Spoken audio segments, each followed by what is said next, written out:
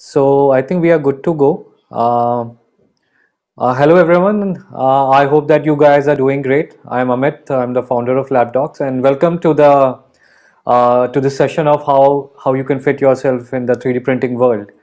Now 3D printing has come up in a big way, and it has got scope for almost all the industries, not only for the young entrepreneurs, young professionals, for everyone who is already doing a business or who is already into the profession. So in this session, we are going to talk about how you can fit yourself in the 3D printing world, what are the various opportunities, trends, technologies and all. And joining me here is Manish from 3Dexter. He is a product engineer and the main educator at 3Dexter. And we are going to talk more about it. We are going to dwell also into what is digital manufacturing, what is the interoperability of 3D printing, digital manufacturing, and how it fits into the whole realm of Industry 4.0. So,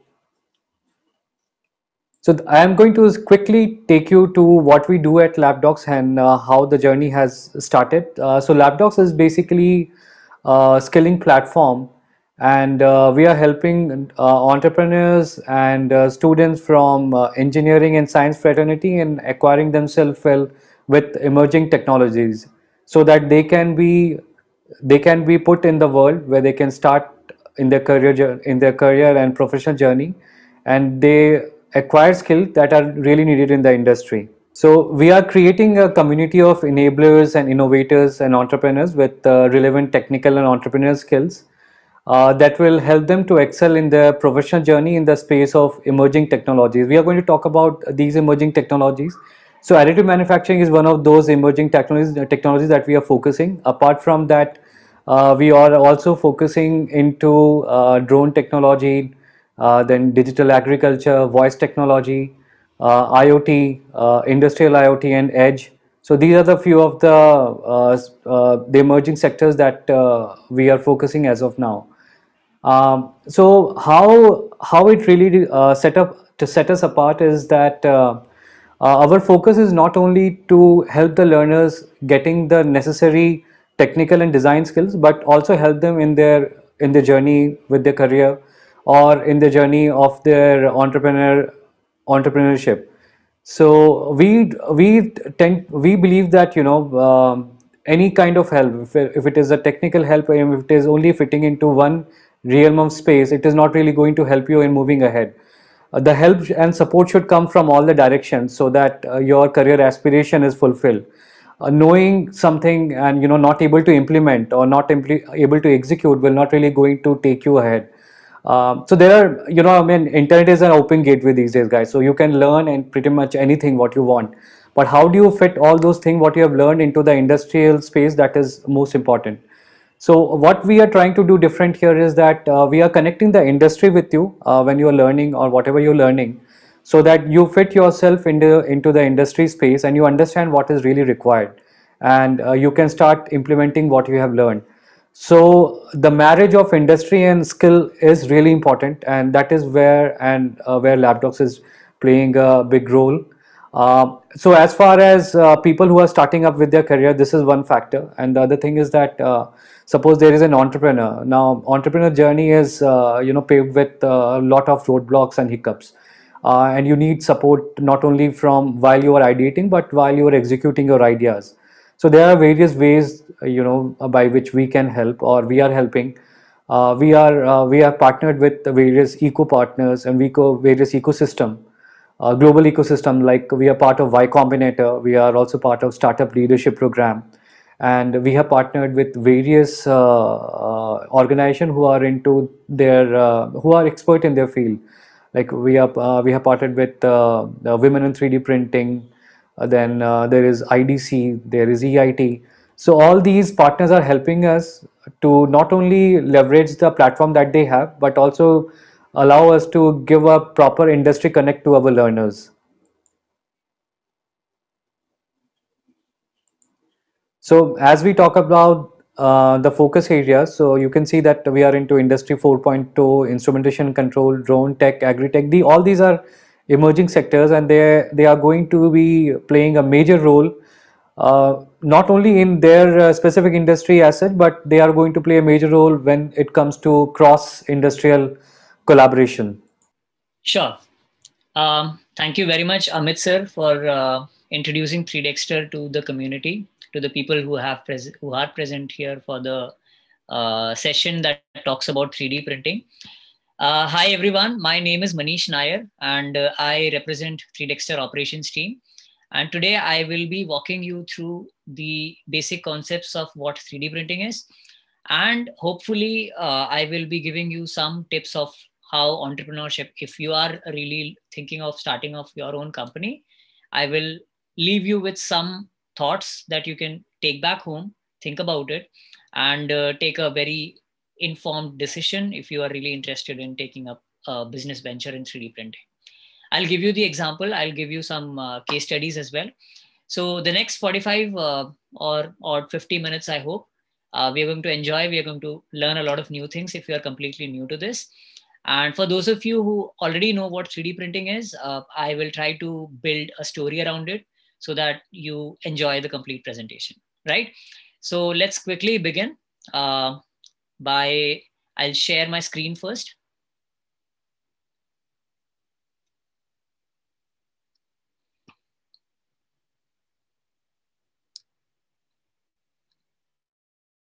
All right, so we can use the chat box too if it's working. You can just quickly put in a thumbs up button, or if Amit sir can confirm if my screen is visible, that'll be great. Yeah, Manish, it is visible. All right, great. So let's begin the presentation. So we are going to do a very complete, I know that in 45 minutes talking about 3D printing and how it can fit the entrepreneurial journey is very less. So this will be covered as a complete program. But in today's session, I am going to give you everything that I can, the most important points that one needs to keep in mind if you are planning to step into the world of 3D printing. And in the next 45-50 minutes, you will get a complete gist of it. First of all, I'll give you a little brief of what 3Dexter does and what is the company, what's the basic product offering that the company has. 3Dexter is an education and training company in the field of 3D printing. We are also one of the leading edtech companies. We received the best edtech company in the field of 3D printing last year by Trinity Media. We are based out of Delhi. Right now, I'm delivering this session from Delhi, though we have a pan-India presence. We also manufacture FDM-based 3D printers. Very soon, we figured out that China is one of those countries who manufacture some very printers at very reasonable prices, cheap printers. They're not very good at quality, but yes, they do manufacture it. So we are really proud in saying that we manufacture made in India 3D printers.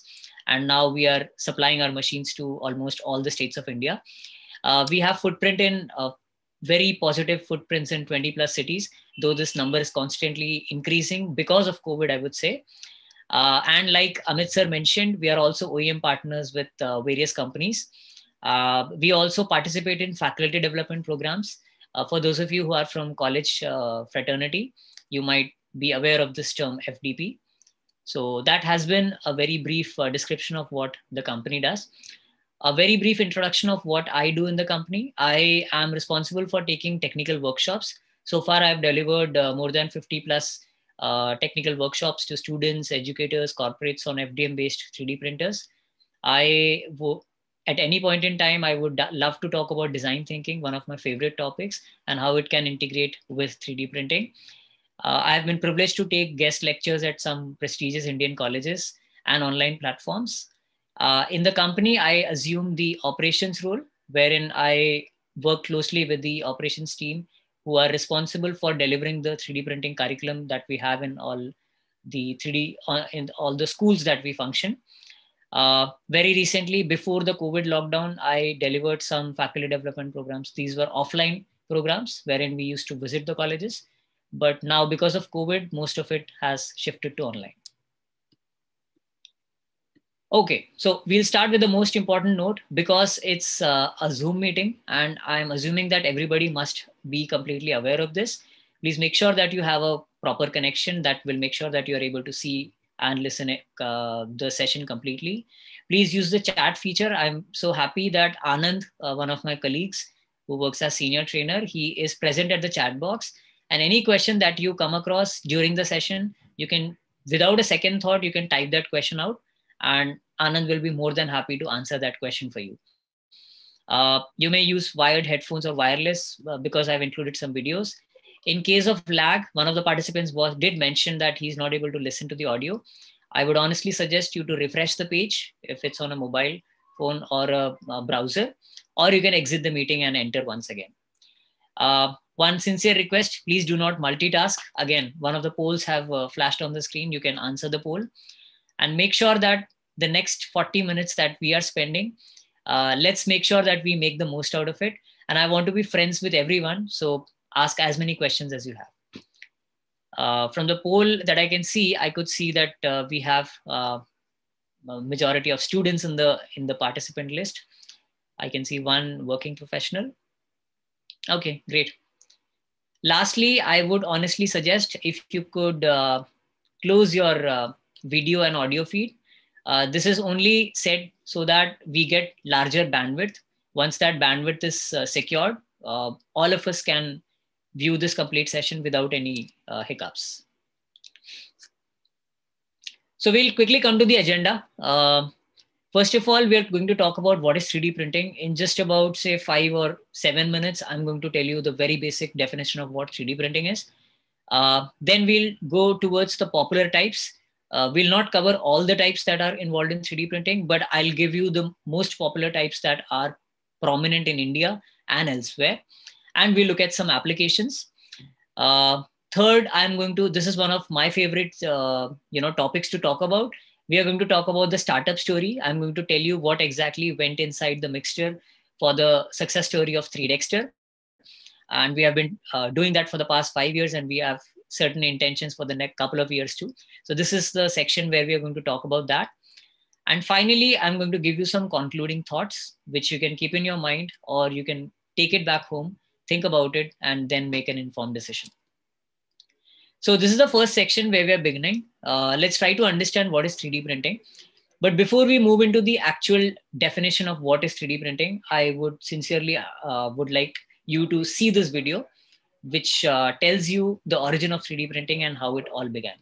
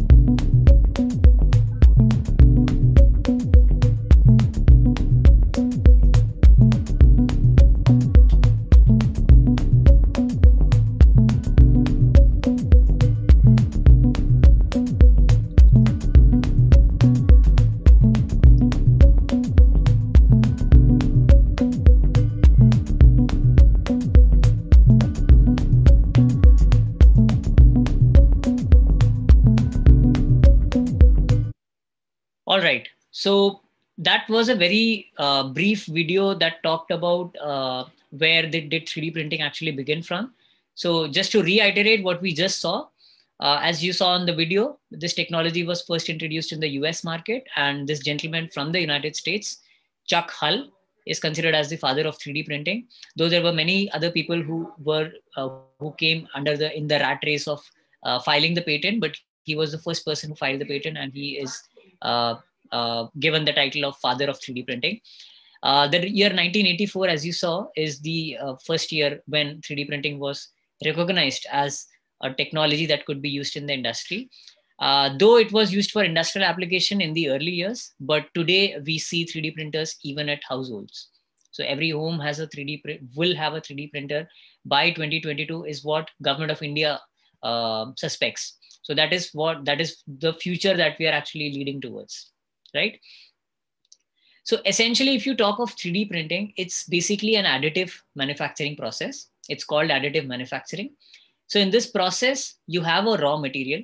All right. The raw material could be in any form. It could be a wired material. It could be powdered material. It could be liquid resin. It could be anything.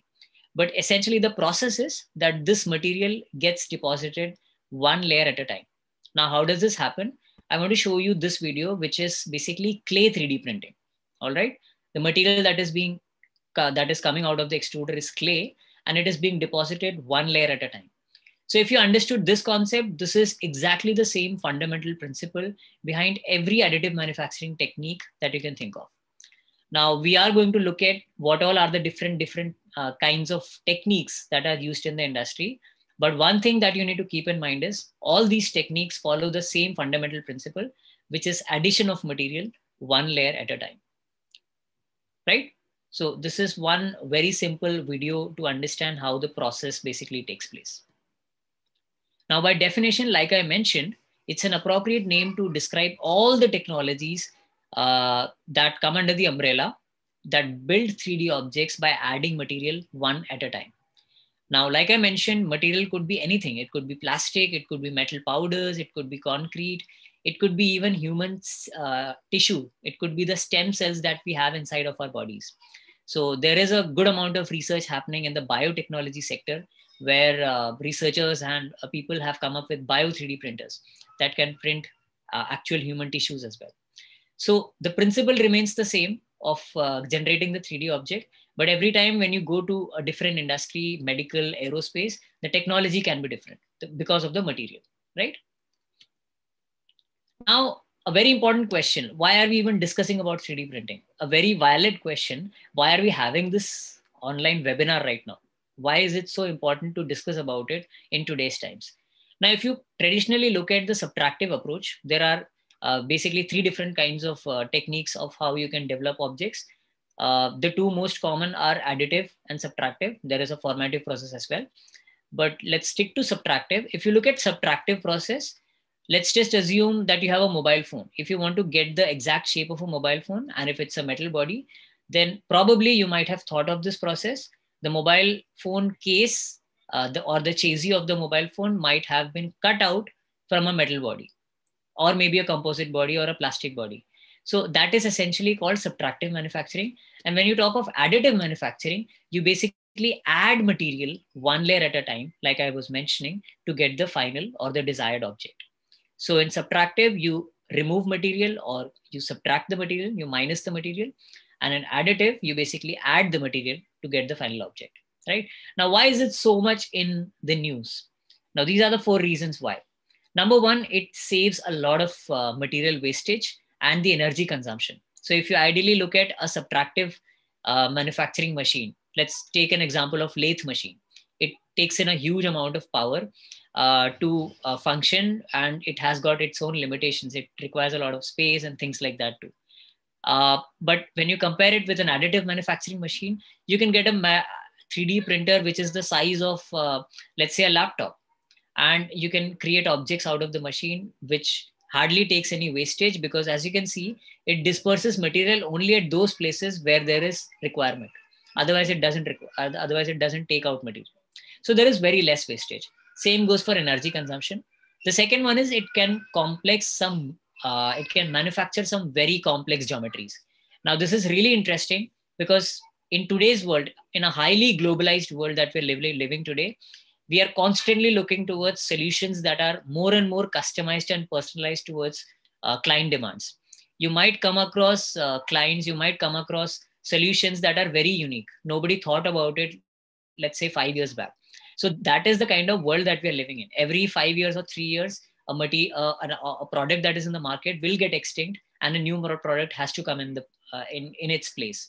So in such cases, there are some very complex geometries that cannot be made by any process in the world. So to manufacture such components, you have additive manufacturing that can solve the purpose. Then the third important point is it can enable quick prototyping. Now, If you compare it with traditional manufacturing, which is die casting, it could take you weeks or months to come up with a die and then finally test the product. But the same thing can be done in a 3D printer in just a matter of a couple of hours. You can get the final prototype and then you can come to the product validation stage, right? So it has got huge, humongous advantages when you compare it with subtractive methods, right? Lastly, one of the most important point, that it is a technology that is enabling mass customization. Like in today's times, we are able to think of customized solutions because we have an additional technology that is called additive manufacturing, which was not previously possible, because previously we had got only the technologies that can cater to mass production. If I have a pair of slippers, I can manufacture it hundreds and thousands and millions of the same size, because that is essentially the principle behind mass production. And to get to that stage, you have to go through the subtractive manufacturing technique. Now, if you want customized solutions, mass production is not the way that you can get that particular output. To get to that output, you have to go to additive manufacturing. Now, if you look at industrial revolution, it all started with the first industrial revolution. It's a very brief presentation slide. It started with mechanization and steam power. Towards the second industrial revolution, we saw mass production and energy line, electrification, some very prominent inventions that came around the second industrial revolution. Third industrial revolution talked about different kinds of electronics that we could use, right? So there are different electronic chips that we could actually use. We could use programming to make sure that some of the processes that are repetitive or mundane in nature, that can be taken care by machines. So this was in the third industrial revolution. And finally, right now, we are in the fourth industrial revolution, where we are talking about cyber physical systems. Now, what does cyber physical system means? It means that we are now getting connected more and more towards machines. There was a time in the third industrial revolution where we create a program and we ask the program to do our job, right? So the program is doing some part of our job. But in fourth industrial revolution, what essentially is happening is, think of an IoT program. An IoT is basically a device which can talk to machines. So essentially, if you look at this entire conversation, machines are interacting with each other. That is what is exactly happening in the fourth industrial revolution. And that is what the future is that we are actually leading towards. So as you can see, there are more and more systems that are getting integrated to make our lives easier, to make our lives efficient, which with much and much lesser flaws in the products that we see around, right? So that this is what the evolution is. Right now, we are at this stage of Industrial Revolution 4.0. I would say in India, we are still at the very starting stage. But in the West, if you look at the other countries, in the European countries, if you see, there are many companies who have up their game when it comes to Industry 4.0 technologies. Now, some of these technologies you must have already heard: artificial intelligence, machine learning, autonomous robots, industrial IoT, big data, data science. These are all of these things are birth children of the technologies that come under Industry 4.0. And you can see additive manufacturing is also one of those very crucial technologies that come under the industrial production. If you talk about manufacturing in general, there are only two technologies that have come into the sector, as you can see in this slide. So there is one, it's basically called a smart factory, which is analogous to the digital manufacturing, which we'll be discussing in just a while. But in the manufacturing sector, if you see, there is one thing called flexibility, which the manufacturing industry is slowly trying to upgrade. Flexibility basically means customization. It basically means personalization. It basically means to cater to needs which are not, which is not a problem faced by, let's say, a million number of people. It might be a problem faced by, let's say, only 300 people. So to cater to that sort of a demand, flexibility is one thing that our industries have to be equipped with. So 3D printing is going to certainly, cater to that demand when it comes to flexibility. The second different thing that comes in manufacturing is automation. Automation is something I'm sure that you already know. All kinds of robots and the programs that you basically make so that some of the processes can be taken care by machines is done through automation. So this is something that is already prevalent in most of the industries that we see. And flexibility is something that is the latest addition to this cycle. Now, if you look at digital manufacturing, like I was mentioning, and you can see one more poll popping up on your screen, and you can listen to me what I'm saying. Digital manufacturing is the application of the computer systems to manufacturing services. And it's not just limited to manufacturing services, supply chains, products, processes, everything that revolves around manufacturing, basically. Right now, very much technically speaking, globally speaking, though in India we haven't catered to all the three sections, in digital manufacturing, these are the three different technologies that come under the umbrella. The first one is additive manufacturing. We are already talking about it. The second one is laser cutting. I'm pretty sure some of the students might be aware of this. The third one is CNC, computer numerical control. Now, using all these three technologies, what are we essentially trying to do? We are essentially trying to create a factory, right? Wherein there are more and more computers, there is more and more interaction between systems. These systems are getting integrated so that processes can be made, processes can be much more efficient, and these processes can make sure that the products coming out of the factory are much more safer, reliable, and easy to use. Now, if I were to give you an example, okay, let me give you an example of a very recent news that came up in the Indian media, and it is a news that has come up from Maruti Suzuki. Okay, I always forget the name of this model. So there is one model of Maruti Suzuki that is out in the market, which is rated 0 according to safety standards. This testing was done by an international testing agency, but it rated 0 because whenever it was tested on a crash testing scale, they found out that the car is not at all safe. I forget the name of the car, the model of the car, but you can always Google it. So what does this exact thing tell us? It tells us that there has to be more and more integration to make the systems more efficient.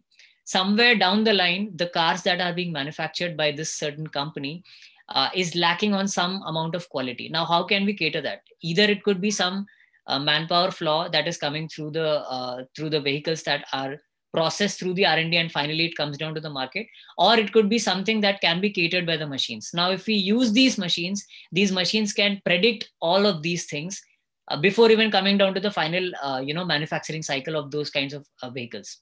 So this is something that can be avoided if we can create a factory which is essentially a smart factory that has all the digital tools which can seamlessly work together and give us a product that is much more safer, reliable, and easy to use, right? So that is the whole idea of setting up a digital factory which endorses digital manufacturing. Now, this is a very important slide for all the students. This is the 5-step process that is being utilized by any automotive company. In fact, any product development company that you can come across, these are the 5 steps that they go through. The first is 3D model, CAD model, all right? This is the stage where they get the design. If they are going through a reverse engineering process, they get the scan data and then they start working on the CAD model. And there are a whole lot of softwares available online through which this CAD model can be generated. The second step is basically the process by which this particular CAD model can be manufactured. This is the stage where they make that decision. It can be made by 3D printing, CNC machining, sheet metal fabrication, injection molding, or it could be something else that is not currently in this list. So this is the second stage where companies decide on how can we actually manufacture this part.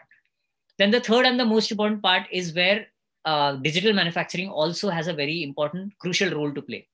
This is the space where there is all sorts of analysis that take place before the part is being manufactured, because the 4th stage is production. So this is the stage where all sorts of analysis, simulation is done to make sure that the product, before even it comes down to the market, it is catering to the user demands, right? So as you can see on the slide, if you want to take a screenshot, you can do that. It includes everything: DFM analysis, part orientation. Part orientation essentially is very important when it comes to 3D printing. CAD slicing, how many number of layers are you giving inside the 3D printed part? In the 3D printed part, are we trying to manufacture it using FDM technology or SLA technology, which is the technology that we're catering to? All sorts of questions are answered in this 3rd stage. And when you go to CNC machining, there are other kinds of analysis that you do: toolpath programming, fixturing analysis, stress analysis. If you have gone through mechanical engineering, you might be aware of this. I have done a master's in mechanical, so I am aware of some of these terms very proficiently. So this is the stage where analysis takes place. Fourth stage is basically production. This is something that you must be aware. If you are students, you must have studied manufacturing processes. So pretty much everything that you study in theory is taken into practice in this particular stage. And finally, you get the parts, which is further gone for after the fifth stage, it goes for inspection and final testing, and it goes down to the market. It gets tested, and then it finally rolls down to the market for the larger market, right? For the larger user base. So this is the 5-stage process that is being utilized by any product development company that you can come across. Now, I want to give you a case study, a very interesting one. This is the Terran 1 rocket. And if you closely see, I'll just quickly bring your attention towards this part. Traditional manufacturing took 100,000 plus parts, and this entire part was printed in about 2 years time. 24 months accounts for 2 years, and 2 years is the time that it is taking up to manufacture this complete component of the Terran 1 rocket. Now, when they replaced it with 3D printing, as you can see, the number of parts reduced to less than 1,000 parts at a time when it was 100,000 plus parts, right?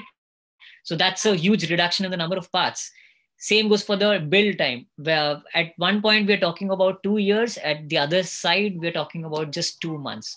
In 2 months' time, they were able to produce the build time. In 6 months, they were able to do multiple iterations, and finally they were able to come up with the rocket. So this is the part of the rocket that was printed and it was used, and it's a huge revelation in the entire aerospace market. If you check back this entire case study, you will be able to see a lot of news articles published by some leading news agencies as well. This is an article taken from ARK Invest. Following, the global 3D market is expected to scale to $97 billion by 2024, compounding at a 65% annual rate. It's a huge number, actually. 65% compounding is something that is usually not expected out of any technology. Right now, we're talking about robotics, we're talking about machine learning and different kinds of AI programs, but most of it is still in the testing stage.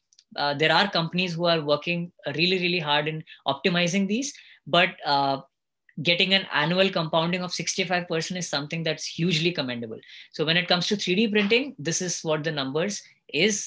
This is what the projection is for the upcoming years. Now we are coming to the different types and applications, and we'll quickly run through what are the different types and the kinds of applications. The most popular type is FDM, like I was mentioning, fused deposition modeling. This is very popular because it's very easy to operate, it's very cost effective, it's very cheap, and it's very easy to use. Like if you want to learn 3D printing, FDM 3D printing, you can do that in just about, say, 2 days. You can just watch it. If you have an expert who can tell you what all are the parts, you can very easily learn it. The most common material that are used in FDM is thermoplastics, PLA or ABS, or there are different kinds of thermoplastics that are used. So as you can see in this image, this is how 3D printing takes place in FDM. So there is a wired material, it gets melted at an energy source, and it gets depositing one layer at a time, right? In this picture, you can see this is the material, solid material. It gets heated and then finally gets deposited one layer at a time. Now, some other technologies that are equally prominent in the industry. The first one that I would like to say is SLA. SLA uses a liquid resin. And as you can see, there is a UV laser, which basically tracks the trajectory, which is part of the CAD model.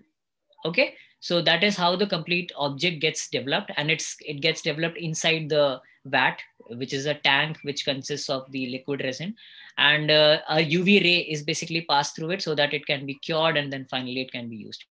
Usually SLA technology is being utilized by industries that need a little more precision.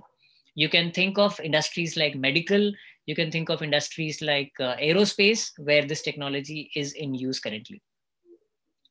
The second technology that I want to show you is SLS. SLS basically stands for stereo selective laser sintering, I'm sorry. And in this process, pretty much the same process, we have powdered material, and this powdered material basically is flossed across a layer, and there is a laser which basically binds the material between the two layers.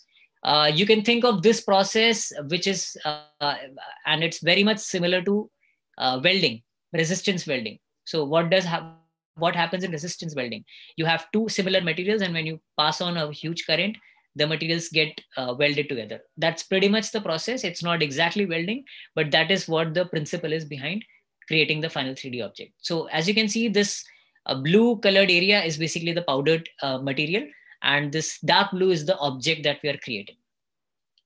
The next one is DMLS. DMLS stands for direct metal laser sintering. In this particular process, we use metal alloy specifically. In SLS, you can use thermoplastics as well. But in DMLS, we specifically use metal alloys. Commercially, there are, I think, close to 8 or 9 different kinds of metal alloys that you can use. And using this, you can create your objects. It follows the exact working principle of SLS. And as you can see, this engineer is basically taking out the metal powder to get the final object out. Now we are diving into the applications. We'll quickly look into the different kinds of applications that this technology has. Although 30 minutes is a very short time to discuss all the applications, but I'll try to give you the most popular ones. The first one being an application in the medical sector, which we are going to look at. Then the second one being automotive sector. The third one being aerospace sector. The fourth one being research and development and education sector. And the fifth one, which is one of my favorites, and that is customization. So starting with medical, did you know that 40% of the patents, the actual international patents that are filed in 3D printing actually belong to medical industry only? How awesome that can be. Even though we are talking about mechanical industries, but it's so awesome to know that the majority of patents that are being filed belong to the medical and the healthcare industry. So that is how the industry is making use of it. As you can see in this image, this is basically a hearing aid, and these hearing aids are now 3D printed using SLA technology. For a very obvious utilization, every person has a different cavity space inside their ear. So you cannot mass manufacture these kinds of objects. So to get to that object, you can always scan the internal cavity, get the 3D print, and cater to the exact need that is being faced by the fellow client or customer. Moving on, there are surgeries. If you can look at this image, there are surgeries that doctors have helped. It has helped doctors reduce the surgery time from, let's say, 97 hours to 23 hours. Using 3D printing. There are all sorts of research happening.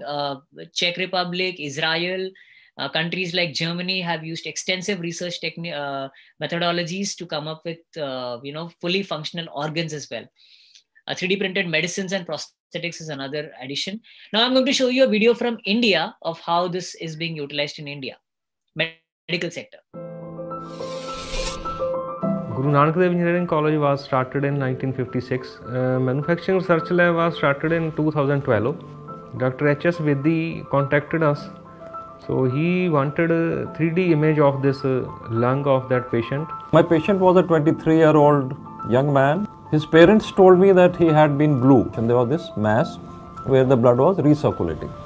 That's called a arteriovenous malformation. An X-ray and a CT scan is a two-dimensional. For converting that particular SciComm images to the STL file, and those files were actually printed in the SE Uprint 3D printer. I'll show you the print. So this is the 3D print, and all these branches are exactly as they are in the body, because I could not see through the blood through the lung. This was actually present in our operation theatre. So it just took us, I think, about 1.5 hours, something which would have taken 4 hours. Because again, we had an absolute knowledge of where the artery is. The blood loss was next to nil. This was a great boon to us. Within 2 days, we were able to send him home. And his nails, you will see, are absolutely pink now. So hats off to technology.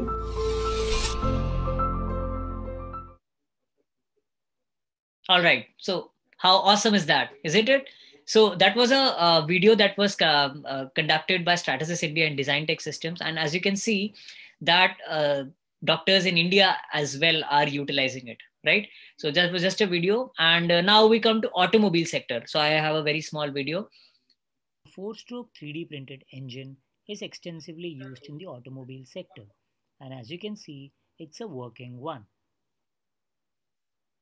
As you can see, all the parts can be 3D printed in the automobile sector. If you look at the parts of an engine or a gearbox, you would find that there are many critical parts involved in the assembly. These parts can be 3D printed and used for functional testing.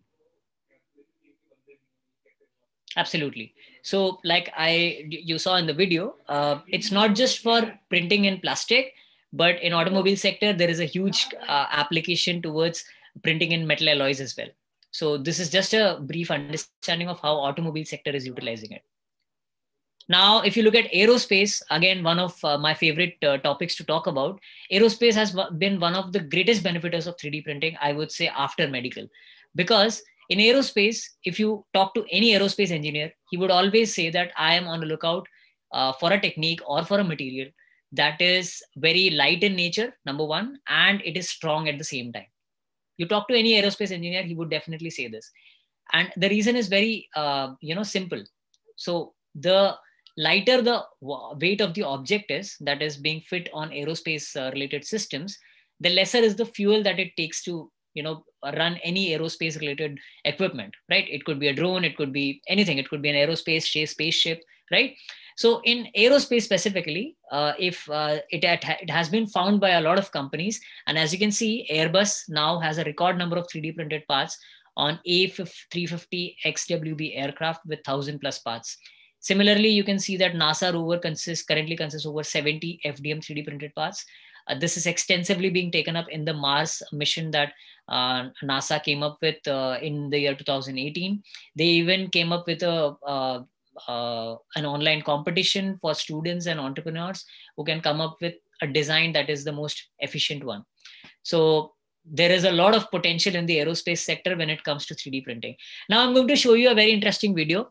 I'm going to show you the world's largest 3D printed part, and it's no doubt it has come from the aerospace section. Let's watch this video. Your build. Making the tool using traditional manufacturing methods would have taken about 3 months. Using 3D printing, it only took 30 hours. But even as it was printing, Matlack says they didn't really know if printing the tool would actually work.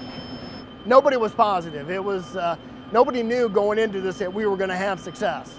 The 777X program was counting on us because they didn't have a tool planned for this particular part. So we had to have success. We found a way to make it work. And so they did. Weighing in at 1,650 pounds, measuring 17.5 feet long, 5.5 feet wide, and 1.5 feet tall, it is the largest solid 3D printed object.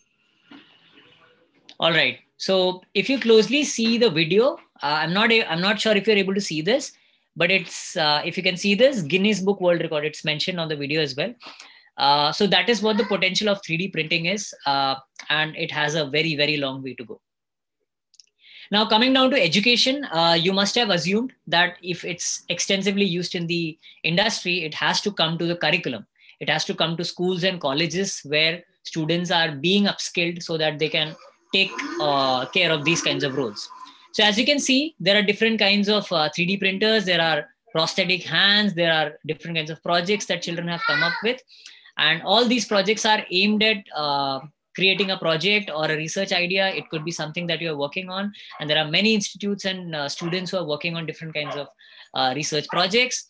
Likewise, there are prototypes that are students working on. We are privileged to work with a lot of MTech scholars who have come up with their problem statements, and we have helped them create their prototype.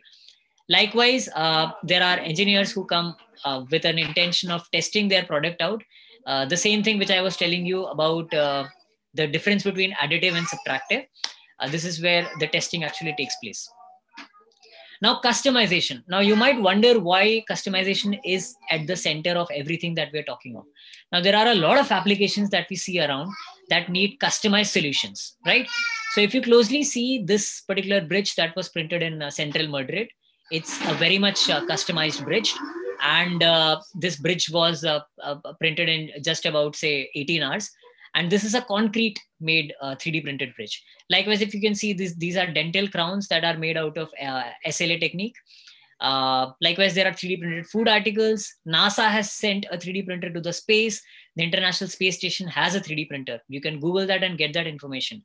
This is one of the greatest achievements of 3D printing world. It's a car that was printed in just about 48 hours. That is 2 days time. That's it. In just 2 days time, you've printed a complete.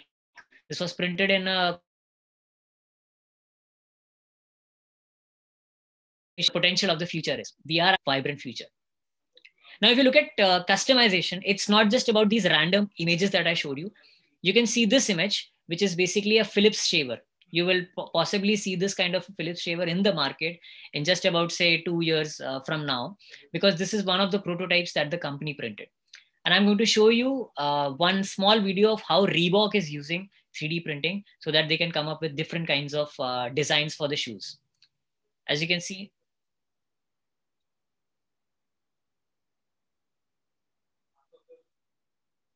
3D printed customized shoes by Reebok, as you can see in this video, is already a huge success.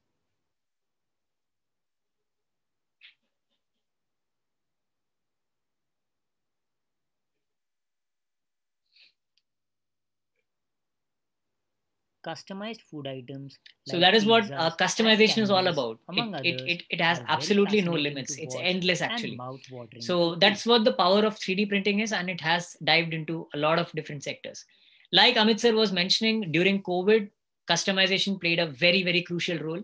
This is my friend Anand, and he's wearing a 3D printed mask. The green colored part that you see is 3D printed. And these were distributed to a lot of healthcare professionals. And I want to show you how Prime Minister Modi acknowledged the efforts of 3D printing in one of his speeches.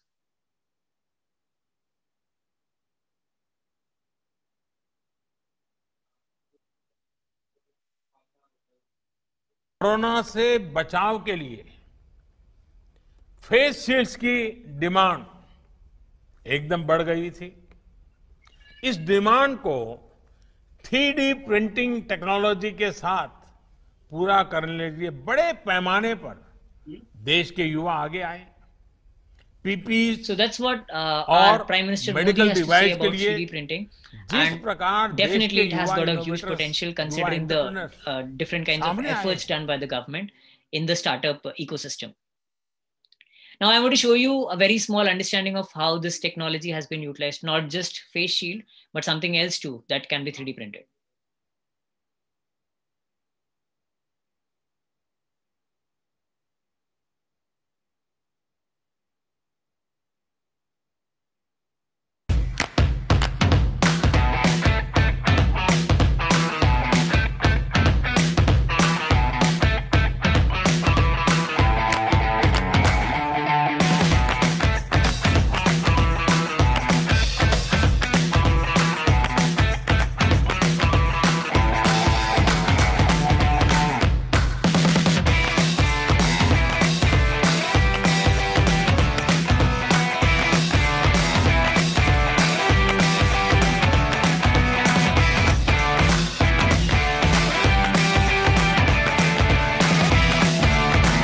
So that was a very small video of how 3D printing can be used in our day-to-day life.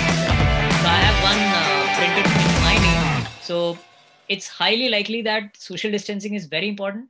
But if it's really important for you to go out, you can always use a device of something of this sort, which gets printed in just about, say, 18 or 20 minutes. And you can use it actually. Whenever you go outside, you need not touch on unnecessary items, and you can use this as a tool to do the required things, right? So that's a very novel idea, and we were really happy in distributing these kinds of safety keys to a lot of students and people who needed it. Now, if you look at customization, the road ahead, if you closely see, it's in production. It meets the customer needs. It actually talks to the customer when he is actually in need. That's what basically customization means. The objects built with customization, mass customization are often called made to order or built to order. This is something that you might be aware of by now. I would like to show you a very small video from Athena Manufacturing. This is the batch production of a certain part. which is not required to be printed in, let's say, thousands and hundreds and, let's say, millions in number. But if it's a small batch order, so this is how 3D printing has helped suffice that particular order. And a very small video of how batch production can be taken care by 3D printing. Okay, now we are discussing the startup story. I will just give you a little bit pretext of entrepreneur or entrepreneurship or startup. These are some common questions that often come to our mind. It's always very confusing to understand.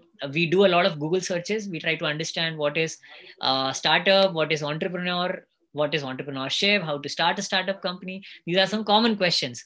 But the most widely accepted answer, even in business schools, they say that into entrepreneurship is the activity of setting up a business or businesses, taking on financial risk only in the hope of profit. So if you're really thinking of starting off your own company, your core aim shouldn't be earning a lot of money in the first few weeks, or maybe I would say months, because essentially there is a high risk of getting a lot of loss. That's what entrepreneurship talks about and teaches us. And if you look at startup, or the definition of startup, it's a company that is run by or begun by an entrepreneur to seek, develop, and validate a scalable business model. Though we will not dive too much into the concept of what entrepreneurship is or how to build a startup around it, but I'll just give you a little bit of a pretext of what are the 3 things that you should keep in mind. Now, remember, if you say a yes to all the 3 points, I'm pretty sure that you are pretty well equipped with starting your, with taking the next steps towards building your startup. All right. So I'm going to give you the 3 steps that you need to keep in mind. If you say a yes, you are ready with your idea. So the basic fundamentals of starting up a company stick to the following principle. The first one is the product or the platform should either solve a problem completely or it should diminish the magnitude of an existing problem. Very simple. If you're working on building a small product, let's say it's for children, it should either solve a problem that the child is facing, or it should reduce the magnitude of the problem that the child is already facing. Simple, right? The second one is the problem should first irritate you. It should make you very uncomfortable in the first place.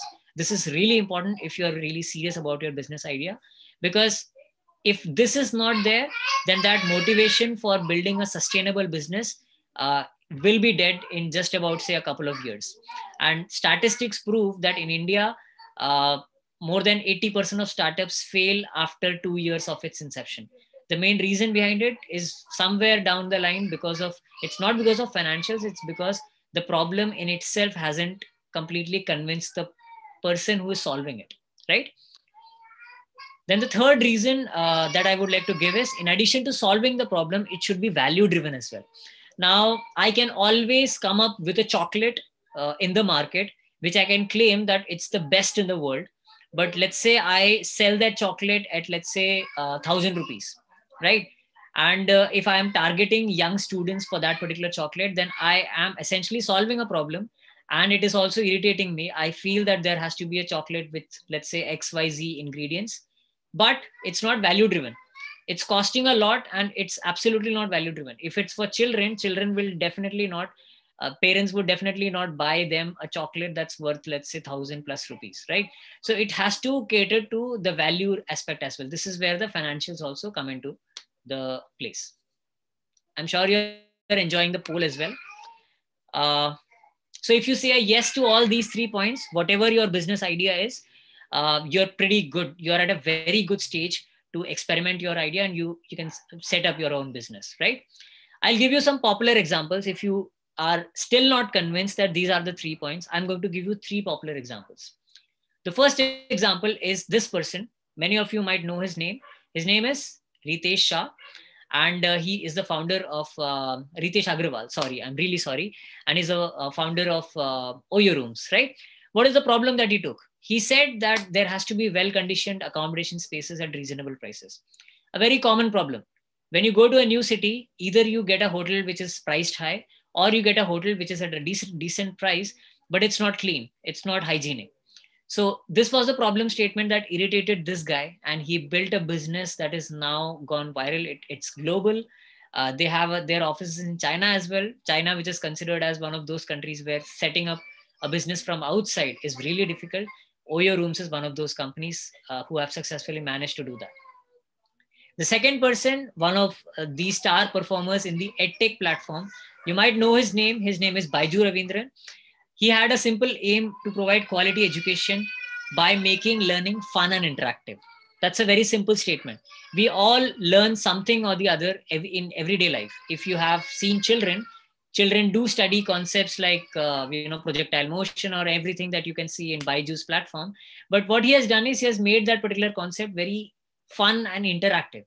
So that is basically talking to the right child at the right mood, right? So that is what he has done, and he has built. And you'll be surprised to know that Byju's is the world's largest edtech company as of now. And that's a huge, huge achievement if we're talking from the Indian context. Now, the next example, one of my favorites, Mike and Kevin. These two people, they saw a problem. They wanted to build a platform that can use photo sharing application for socialization purpose. We have lots of platforms now, but these two gentlemen wanted a platform where you can actually share a lot of pictures, right? And you guessed it correct. These two gentlemen are the founders of Instagram. They saw a very common problem amongst youngsters that they want to socialize, but they want to socialize using pictures. I'm not talking about Facebook.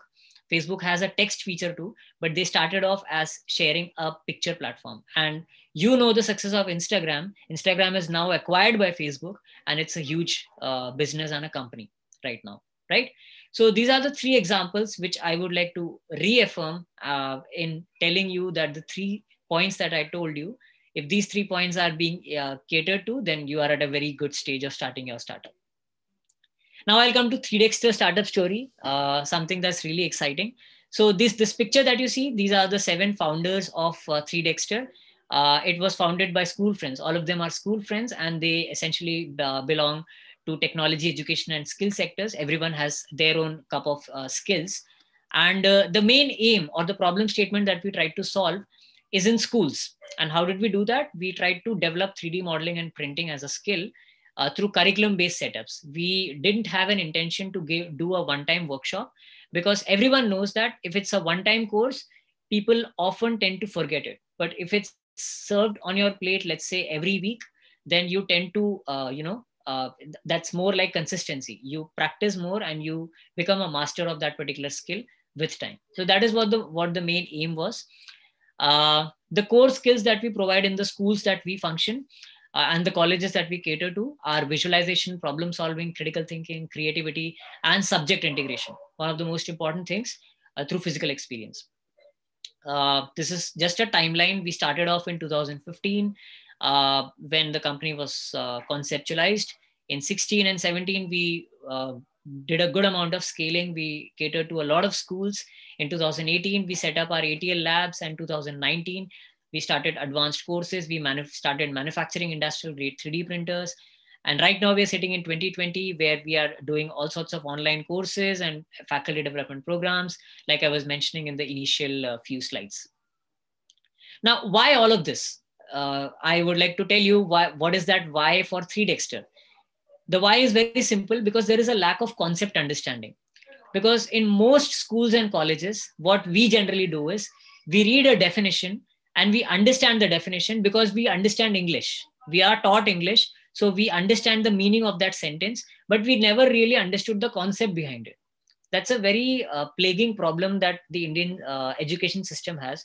Hopefully, the new education policy will bring a lot of changes to it. But this was a problem that we saw in the school and the college education system. And we believe that 3D printing can be a tool that can solve it. Secondly, children in growth years foster a lot of creativity skills. This is a scientifically proven fact, and we just wanted to work on that particular area. The third part, because it endorses active creators than passive consumers. All of us are completely aware of boring text and theory that is being taught in schools and colleges, but it is so much fun if we go to a lab and practice that, do that using our own hands. That creates a very good learning experience for people like us who are learners. Basically, we want to learn something, right, rather than just the theory. Now I'm going to do a live experiment case. This is something that I conducted for a school here in Delhi. What I did is I showed a human heart. I have a human heart with me right now. And I showed this human heart to 3 set of students. I showed the human heart and I showed it to class 6, class 7 and class 8 student. And I just asked him a very simple question that every student who's in a school might know, because it's a very common thing. I asked him, I asked these 3 children that why does heart attack takes place? What do you think? Why does heart attack takes place? So the class 6 student said that it happens because of some heart problem or shock, or it could be some disease. The class 7 student said that it happens because of artery blockage. This prevents blood entering the heart, and so heart attack takes place. When I showed the same question to a class 8 student, the student said that it happens because of some problem in heart vessels, arteries, etc. A very vague answer. Now, interestingly, the chapter on human heart is taught in class 7. That is the reason why the student in class 7 has given the closest answer, which is the correct answer. Now, when I showed this particular heart model to the student and I told him that this is how the heart attack takes place, that these are the arteries and the blood doesn't get enough space to pass through, and that's how a heart attack takes place. There are children who get excited by just by understanding it from the real life experience, and they come the next day with a chart telling me that, sir, these are the different kinds of unsaturated food that you should avoid if you don't want a heart disease in the future. So that is what actual learning is. Learning is not just limited to what you are being taught in school or college. It has to put you in a position where you are curious and you ask a lot of questions to that concept itself. कि इसको रोकने के लिए मुझे और क्या करना पड़ेगा? So when you ask a lot of questions, that is when learning actually takes place. So this is something that I personally experienced in one of the schools using 3D printing. Now, science says that everything that we are discussing right now, 10% of what we read will stay in your mind, 20% of what you are listening will stay in your mind, 30% of what you see, 40% of what you see and hear, 70% of what you say. I can see that there are some people asking questions. Because you're discussing that, I can tell you, even after 2 weeks, you will be able to recall this conversation because you are interacting with me in some way or the other. So you are actually creating a memory space in your brain, right? This is a proven concept. It gets stored in your brain, and 90% of what we actually do. So if you're doing something, it's scientifically proven that it stays in your mind. It stays as a skill in your mind for a longer duration. All right. Now, in an ideal classroom, this applies to all the sorts of colleges that we function. We have 3D filaments, 3D printers. We have a complete curriculum. We have trainers to help out children with different kinds of research projects, certification. All sorts of things happen in a classroom, which is highly interactive in nature. It's highly interconnected. A person can use a 3D pen and can use a 3D printer at the same time, right?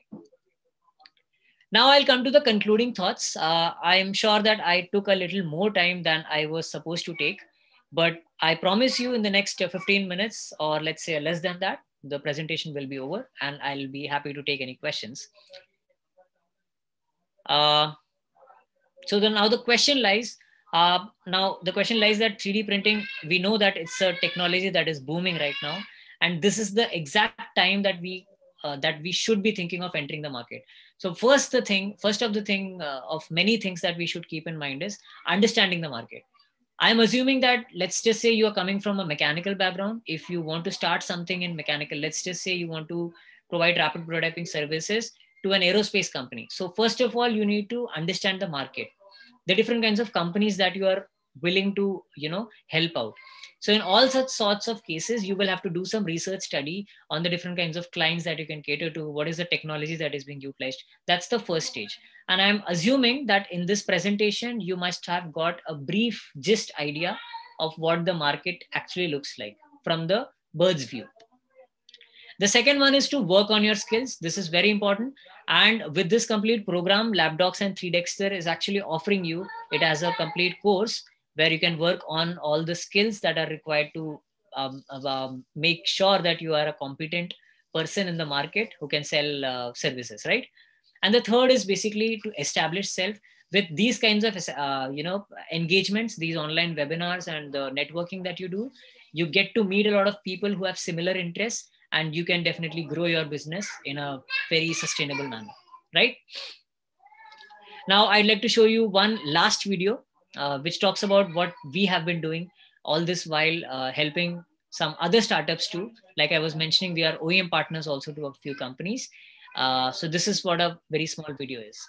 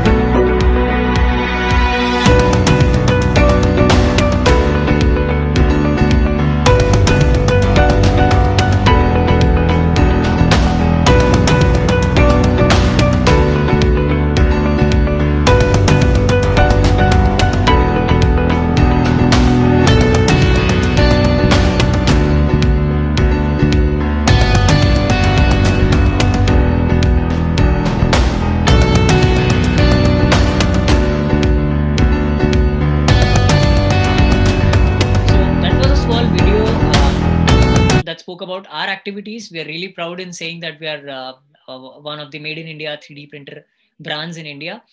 These are some of the companies that have been set up through 3Dexter. We're really happy. VLeap 3D from Chennai, Print Perfecto from Madurai, Sarga from Rajasthan, EduTech 3D from Kutch, Gujarat, LMAX from West Bengal. These are some of the companies that have been set up. They are our channel partners too. So the list actually goes on. Now, one last slide that I would like to leave you through. This is the last, second last slide actually. Very recently, Skyroot Aerospace, which is a Hyderabad-based aerospace-based startup. This company came up with this particular model that you can see. It is a completely 3D printed cryogenic engine part. And this engine part will be used in the coming session, and it's completely 3D printed. So far we were just discussing about the world's largest 3D printed aerospace part, but now we have one of those parts being printed indigenously in India. I'm going to show you that test video. This video is taken from the official YouTube handle of Skyroot Aerospace. You can watch the complete video, but I'll just show you the testing.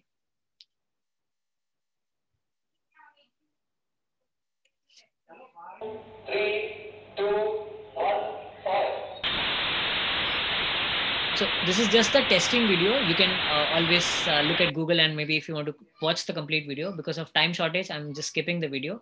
So this is one of those parts that has been printed by an Indian startup, just a 2-year-old Indian startup that has come up with a part that is being now used in aerospace activities. All right. That was all for today.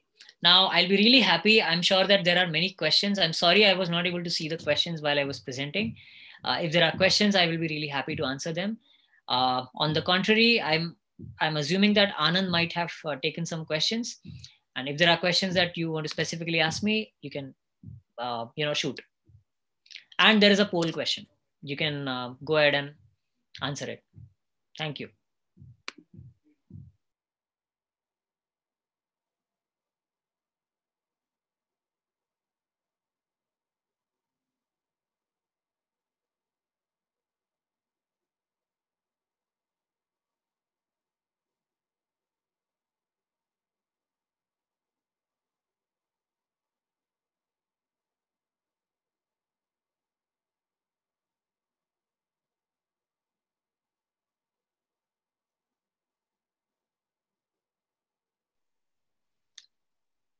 Okay, I was just going through the questions, and they are pretty good questions, I would say. So some of the questions, like Sagar has asked, how can it be resistible to bear the load as much as a product made by Subtractive? So Sagar, I would like to, I think my colleague has already answered it, but let me just reaffirm you by telling you that in additive manufacturing, there are a lot of techniques available. So if you really are interested in understanding the strength, then it is highly acceptable to come to a conclusion that FDM is not the technology that you should go towards. If strength and the material complexity is what you want specifically, you must be thinking about a technology like DMLS or SLS in particular, selective laser sintering. So in these processes, there are actual metals that are being utilized. So these can be again simulated and tested and found out. If you want to conduct a stress analysis, you can always do that. But yes, that is completely possible. Okay, Mukul is asked, is this course free or paid? Certainly it is a paid course. This first module that was presented to you was, I believe it was just a primer, but the course will be paid just to make sure that for all the people who are really, really serious of starting their own business, will be coming across different kinds of modules. Amit sir, would you like to take up? Yeah, Manish, as always, it was an awesome session, and I'm sure that people has taken a lot of value out of this, and we have been getting quite a lot of interesting questions in the email as well. So I'll be directing them to you, so that you can answer to them. And right now, my observation has been that primarily the audience has been from the student side. So it is very encouraging to know that people are really interested to not only further their career while taking in a entrepreneur journey, but also they are looking to explore opportunities where they can enhance their skills so that they become industry ready. And this is the whole motive of what we are doing at LabDocs, or what we are doing with 3Dexter, right? We are trying to bring technologies that are really adaptable in industrial environment, so that they don't really have to spend a lot of time in acquiring these skills. They can, what you people used to get done in like 4 months, 5 months, or 6 months, or maybe like 4 years. Now they can acquire a skill maybe in weeks time, or maybe in a matter of few days. So that is the whole idea, and I'm really happy and glad that people have come up and they have shown their enthusiasm here. We will be getting in touch with them, and hopefully we will be there to help them to explore their journey, and also to support them, even if they are not being part of our program on something, but as a ecosystem partner, or as an industry partner, we can always help them. They can always reach out to us for any queries or for any kind of guidance, and we are always there. We are there for the learners, and that is the whole motto. So thanks a lot, guys, again for joining, and we will be seeing you soon enough. So there is yeah, please go ahead, Amit sir. Is there anything right. else? So yeah. Yeah, so I got a question from someone in the email, Manish, that how difficult or challenging is to understand an SLS technology when while doing it online. I mean, is it a different ball game to understand SLS online, or is it something that you need to have an hands-on practice? Okay, so talking of all the technologies in 3D printing, starting from FDM to SLS, DMLS, DLP, my honest submission would be SLS is a lot more complex. The reason behind it is basically because of the materials that are being utilized, and the processes that go inside creating a code that can make sure that the file is being printed properly. Before even the file is being input to the machine, it needs to be simulated for failure analysis. It needs to be tested for the different kinds of so when you talk of metals, I'm sure that whoever asked this question, he might be also aware that metals behave a certain way at different temperatures. That also needs to be taken into consideration when it comes to SLS, or let's say DMLS technology. My honest submission would be these technologies, which is SLA, DMLS, they have to be, a person needs to be trained in the presence of the actual machine, right? You can always get all sorts of resources of what kind of materials are used, what is the process being utilized. But in the end, till the time you actually practice that, or maybe get one of the 3D printed parts out of the machine, you might not master that particular skill of getting fine 3D printed parts out of an SLS machine. The same holds true actually for SLA machines also. SLA machines are not very costly. If you are interested in the cost, SLA machines can cost you anything above 3.5 lakhs. It's considered cheap because earlier it was like above 8 lakhs and 9 lakhs rupees. So now the prices have slashed, so it's comparatively cheap. And even if you want to go for SLA technology, the process is again very simple, but it's very easy to understand from online means. But I would highly prefer if there is a machine with which you can print something and then start working on the post processing as well.